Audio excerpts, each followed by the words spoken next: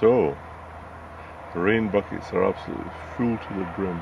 It's been raining for the past 2 days. And now we just get 3 big barrels full of water, which helps greatly when you're watering the garden. This is a box of sempervivum. I just picked up little buds, put them in some gravel, and now I'm getting a whole box of sempervivum that I can. It's a plank of wood, and underneath it are carrot seeds. Someone told me, scrape up the carrot seeds with some sandpaper and then put a plank of wood over them and they'll germinate quicker. I'll have to see it to believe it. This is my parsnip plants. Once they get the true leaves on them, they really start to grow quite fast. So I'll be looking forward to. When I was at the community gardens in Espoo, I met some people from Iraq and Afghanistan, and this is the plant that they grew. I think they called it tartur. It's an absolutely magical plant. It's a green, and you can plant it, and 3 days later it sprouted, then 3 weeks later it's ready for cutting, and you can cut it 3 times during the season and harvest it 3 times, and it's a bit like rocket. The only trouble is it gets attacked by these little flea beetles, and I've tried to sort of rig up this fly paper here to try and stop them from getting onto it. There's quite a few of them on there. These lettuces, you can see the Rosella. I like them because they're very crisp. And then down here are some just plucking lettuces. You just take leaves. And down there are the zucchinis, and they're coming on quite nicely now. Completely neglected. And it's absolutely full of strawberries. But last year I didn't get a single strawberry out of this area. I just planted 2 little flower beds in there. I like cut flowers. That's the strawberries I planted last year, and here are another bed here which I tried to get under control, and over here this massive flowers from strawberries which I haven't been able to get. It's raining overnight. There's still some wetness on the leaves, the raspberries, but here you can see that the fruit are beginning to form. Small window box here with some parsley, and this red sorrel, which is a nice addition to salad. It seems to be doing better than the parsley.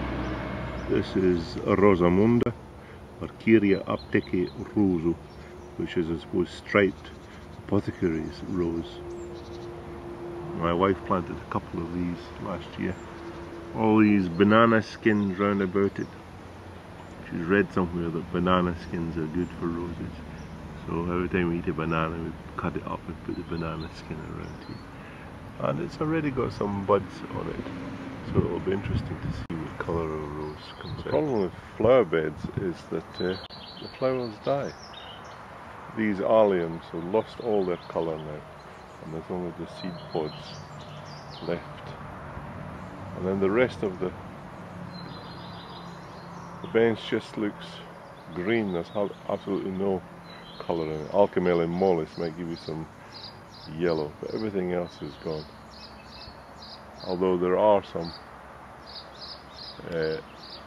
pulmonarium here, Jacob's ladder, which is given a little bit of blue colour.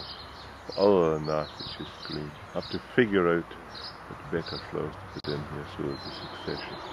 Well, the laburnum is now in full bloom and is looking quite glorious. But you can see behind it, the blossom is going off the Lomipalo hazy. It's been out about 2 weeks and now it's past its best. Perhaps it was the warm weather, and then after that the rain damaged the blossom. It's the early morning sunlight on that laburnum is just absolutely fantastic. Very beautiful. The ground is absolutely littered with the petals of these Lomipalo hazy. It looks like it had been snowing here. It's just covered with petals all over the ground. So it's past its best. This is the apples developing on the big apple tree. They look quite nice. Very small yet. I think this rain has done them good. In the middle apple tree, the fruits might be a little bit bigger, and they've also got a nice little bit of colour in them. I've absolutely had no idea what the species are, but these ones taste really good. Oh, a little bit of wind getting up, moving things around.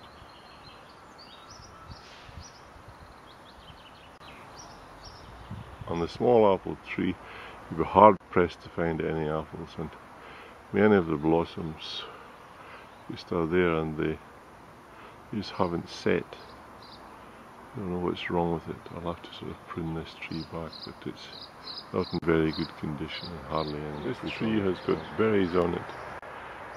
It's a tuomi tree, and I'm just wondering if it may be Saskatoon. Perhaps when these berries ripen we can look at them more and see if they are edible. Rosa rugosa hedge back rather severely, and then it took a long time for it to put out new shoots, and I would say that the blossoms is about 2 weeks behind now, so there are a few blossoms about, but nothing you can write home about. There's one there. There we go. Which has got an absolutely gorgeous smell to it. But other than that, it's about the only blossom I can find. Perhaps a mangarvo, and it was an enormous plant here. And last autumn I split the clump up, and now I have 1, 2, 3, 4 plants from that one big plant, which will grow quite nicely and make a little hedge. Quite like these flowers that it has on it. These are the most forgiving plants ever, these little pansies. They just bloom and bloom and bloom. And if you pluck off the dead heads, then they'll just keep coming again and again. There are 2 types of basil growing out here. This broadleaf basil. Very aromatic. And then the small leaf basil. I think this one comes from Thailand. Oh, wonderful. And, now in front of them, some rosemary. Doesn't survive the winter, but it's nice for plucking and putting in soups and putting on meat. These rockery plants have come on quite nicely. I think these are all sort of sempervivum along here. Next to it is the thyme, this white thyme, and some ibris which didn't flower at all.